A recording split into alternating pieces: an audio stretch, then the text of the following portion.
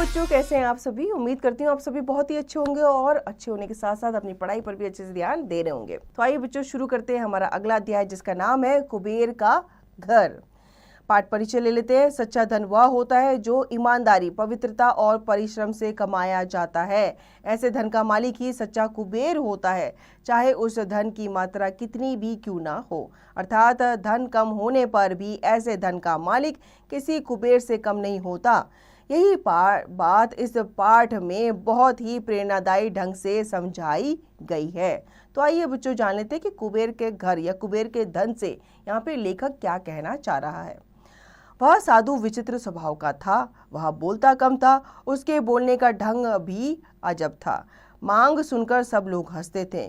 कोई चिढ़ जाता था तो कोई उसकी मांग सुनी अनसुनी कर अपने काम में जुट जाता था।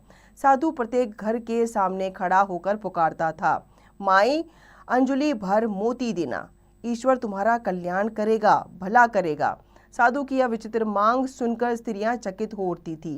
वे कहती थी, बाबा यहाँ तो पेट के लाले पड़े हैं, तुम्हें इतने ढेर सारे मोती कहाँ से दे सकेंगे। किसी राजमहल में जाकर मोती मांगना। जाओ बाबा जाओ, आगे बढ़ो। साधु को खाली हाथ गांव छोड़ता देख एक बुढ़िया को उस पर दया आ गई। बुढ़िया ने साधु को पास बुलाया। उसकी हथेली पर एक नन्हा सा मोती रखकर वह बोली, साधु महाराज, मेरे पास अंजलि भर मोती तो नहीं है। नाक की नथनी टूटी तो यह एक मोती मिला है, मैंने इसे संभाल कर रखा था। यह मोती ले लो। अपने पास एक मोती है ऐसा मेरे मन को गर्व तो नहीं होगा, इसलिए तुम्हें सौंप रही हूँ। कृपा कर इसे स्वीकार करना। हमारे गांव से खाली हाथ मत जाना। बुढ़िया ने हाथ का नन्हा सा मोती देखकर साधु हंसने लगा। उसने कहा, माताजी, यह छोटा मोती मैं अपनी फटी हुई झोली में कहाँ रखूं, इसे अपने पास ही रखना। ऐसा कहकर साधु उस गांव के बाहर निकल पड़ा। दूसरे गांव में आकर साधु प्रत्येक घर के सामने खड़ा होकर पुकारने लगा, माताजी प्याली भर मोती देना, ईश्वर तुम्हारा कल्याण करेगा। साधु की यह विचित्र मांग सुनकर वहां की स्त्रियां भी अचंभित हो उठी। वहां भी साधु को प्याली भर मोती नहीं मिले। अंत में निराश होकर वह वहां से भी खाली हाथ जाने लगा। उस गांव के एक छोर में एक किसान का एक घर था। वहां मोती मांगने के चाह उसे घर के सामने ले गई। माताजी प्याली भर मोती देना, ईश्वर तुम्हारा भला करेगा, साधु ने पुकार दी। किसान सहसा बाहर आया। उसने साधु के लिए ओसारे में चादर बिछाई और साधु से विनती की, साधु महाराज पधारिए, विराजमान होइए। किसान ने साधु को प्रणाम किया और मुड़कर पत्नी को आवाज दी, लक्ष्मी, बाहर साधु जी आए हैं, इनके दर्शन लेना। किसान की पत्नी तुरंत बाहर आई। उसने साधु के पांव धोकर दर्शन किए। देख लक्ष्मी, साधु बहुत भूखे हैं, इनके भोजन की तुरंत व्यवस्था करना। अंजलि भर मोती लेकर पीसना और उसकी रोटियां बनाना। तब तक मैं मोतियों की गागर लेकर आता हूँ। ऐसा कहकर वह किसान खाली गागर लेकर घर के बाहर निकला। कुछ समय पश्चात किसान लौट आया। तब तक लक्ष्मी ने भोजन बनाकर तैयार कर रखा था। साधु ने पेट भर भोजन किया। वह प्रसन्न हुआ। उसने हंसकर किसान से कहा, बहुत दिनों बाद कुबेर के घर का भोजन मिला है, मैं बहुत प्रसन्न हूँ। अब तुम्हारी याद आती रहे, इसलिए मुझे कान भर मोती देना। मैं तुम दंपति को सदैव याद करूँगा। उस पर किसान ने हंसकर कहा, साधु महाराज, मैं अनपढ़ किसान आपको कान भर मोती कैसे दे सकता हूँ।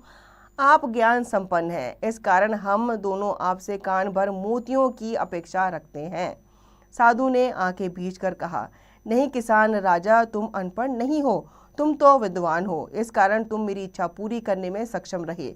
मेरी विचित्र मांग पूरी होने तक मैं हमेशा भूखा प्यासा रहता हूँ। जब तुम जैसा कोई कुबेर मिल जाता है तो पेट भर भोजन कर लेता हूँ। साधु ने किसान की ओर देखा, जो फसल के दाने, पानी की बूंदों और उपदेश के शब्दों को मोती समझता है, वह मेरी दृष्टि में से सच्चा कुबेर है। मैं वहाँ भर पेट भोजन करता हूँ, फिर वह भोजन दाल रोटी हो या चटनी रोटी, प्रसन्नता का नमक उसमें स्वाद भर देता है। जहाँ अतिथि का वास है वहाँ मुझे भोजन अवश्य मिल जाता है। अच्छा, अब मुझे चलने की अनुमति देना, ईश्वर तुम्हारा कल्याण करे। किसान दंपति को आशीर्वाद देकर साधु आगे चल पड़ा। कहा भी है, पृथ्विया ऋणी रत्नानि जलमन्नं सुभाषितम् मुड़ेः पाषाण खंडेषु रत्न संज्ञा विधीयते। पृथ्वी पर 3 ही रत्न हैं, जल, अन्न और सुभाषित। मूर्ख लोग ही पत्थर के टुकड़ों हीरे, मोती, माणिक्य आदि को रत्न कहते हैं। शिक्षण निर्देश छात्रों को कुबेर धन के देवता के विषय में जानकारी देते हुए सच्चे धन का आशय समझाएं। तो बच्चों, कुबेर को धन का देवता इसलिए कहा जाता था क्योंकि उनके पास अपार धन था। लेकिन इस कहानी में उस किसान को धन का देवता यानी कि कुबेर का घर इसलिए कहा गया है क्योंकि उसने एक साधु को खुद गरीब होते हुए उसको क्या कराया, भोजन कराया। शब्द पोटली, स्वभाव, आचरण, नेचर, अचंभित, आश्चर्यचकित, सरप्राइज्ड, चकित यानी कि हैरान, अमेज्ड, सहसा, अचानक, तुरंत, सडनली, स्वीकार, अपनाना, एक्सेप्ट, व्यवस्था, प्रबंध, अरेंजमेंट, साधु, महात्मा, सेंट, सदैव, हमेशा, ऑलवेज, आतिथ्य, मेहमान नवाजी, हॉस्पिटैलिटी, अनुमति, आज्ञा यानी कि ऑर्डर। अब आते हैं इसके अभ्यास कार्य पर। बातचीत कीजिए। साधु कौन होते हैं, उनकी वेशभूषा के बारे में बताइए। साधु का विचित्र स्वभाव क्या था। साधु प्रत्येक घर के सामने खड़ा होकर क्या आवाज लगाता था।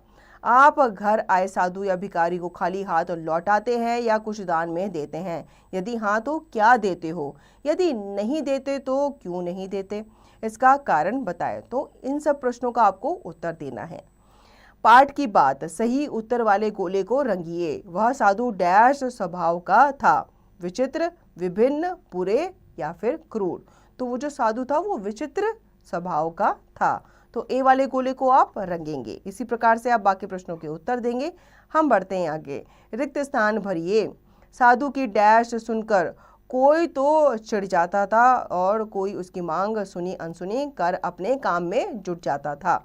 तो यहाँ पर आप लिखेंगे साधु की मांग और सुनी के बाद अनसुनी लिखेंगे और इसी प्रकार से आप रिक्त स्थानों की पूर्ति करेंगे। किसने किससे कहा, माई अंजलि भर मोती देना, ईश्वर तुम्हारा कल्याण करेगा, भला करेगा। तो ये कहा साधु ने एक स्त्री से। इसी प्रकार से आप बताएंगे कि इन कथनों को किसने कहा है और किससे कहा है। निम्नलिखित प्रश्नों के उत्तर लिखिए। साधु महाराज का स्वभाव कैसा था, वह बहुत कम क्यों बोलते थे। साधु महाराज जो थे वो स्वभाव के विचित्र थे, ठीक है। और जब भी वो जाते थे भिक्षा मांगने के लिए तो भिक्षा में क्या मांगते थे, मोती मांगते थे। इसी प्रकार से बच्चों आप इन प्रश्नों के उत्तर देंगे। पाठांश पढ़कर पूछे गए प्रश्नों के उत्तर दीजिए।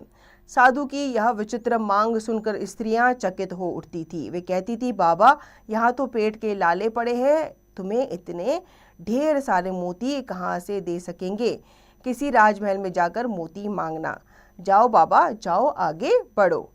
साधु प्रत्येक घर से क्या मांगता था, तो वो उनसे अंजुलि भर मोती मांगता था। इसी प्रकार से आप बाकी प्रश्नों के उत्तर देंगे। पाठ से आगे की बात। कुछ लोग साधु का रूप धारण कर पाखंड रचाते हैं और लोग उनकी बातों में सरलता से आ जाते हैं। अपने विचार में इसके क्या कारण हो सकते हैं, इनसे बचने और इन्हें समझने के कौन कौन से उपाय कारगर सिद्ध होंगे, तो इस पे आपको चर्चा करनी है। क्योंकि कुछ लोग क्या करते हैं, वो असली के साधु नहीं होते, वो क्या करते हैं, वो उनका वेश धारण करके लोगों से भिक्षा मांगते हैं, पैसे मांगते हैं। भाषा के रंग। 3 पर्यायवाची शब्द लिखिए। तो साधु को क्या क्या बोलते हैं, उसको योगी भी कहा जाता है, ठीक है। इसी प्रकार से आप बताएंगे कि और क्या क्या पर्यायवाची शब्द इनके हो सकते हैं। सही क्रिया रूप लिखकर वाक्य पूरे कीजिए। साधु प्रत्येक घर के सामने खड़ा होकर डैश था, क्या करता था, पुकारता था, ठीक है। इसी प्रकार से आप ध्यान से इन रिक्त स्थानों की पूर्ति करेंगे। शब्दों का वाक्यों में प्रयोग कीजिए। विचित्र, तो आप यहाँ पे लिखेंगे, कल मैं जू गया था, चिड़ियाघर गया था, मैंने वहाँ एक विचित्र जानवर देखा या विचित्र पक्षी देखा। इसी प्रकार से आप स्वभाव, राजमहल, अंजुलि, इनको आप अपने वाक्यों में प्रयोग करके लिखेंगे। बच्चों की सभा, सोचकर बताओ इस पाठ से आपको क्या ज्ञान मिला है, इसके बारे में अपने शब्दों में लिखिए। अब बच्चों आपने पाठ पढ़ा ही है, आपको बताना है कि इस पाठ से आपको क्या सीख मिली है। कहानी लिखो। कुबेर धन के देवता के विषय में जानकारी एकत्र करके कोई पौराणिक कहानी लिखिए। तो आपको कुबेर, धन के जो देवता माने जाते हैं, उन पे आपको कोई भी पौराणिक कहानी लिखनी है। इसी के साथ बच्चों ये अध्याय यहीं पे समाप्त होता है। उम्मीद करती हूँ आपको ये अध्याय अच्छे से समझ में आया होगा। इस अध्याय को आप पुनः दोहराएंगे और इसका निरंतर अभ्यास आप करते रहेंगे।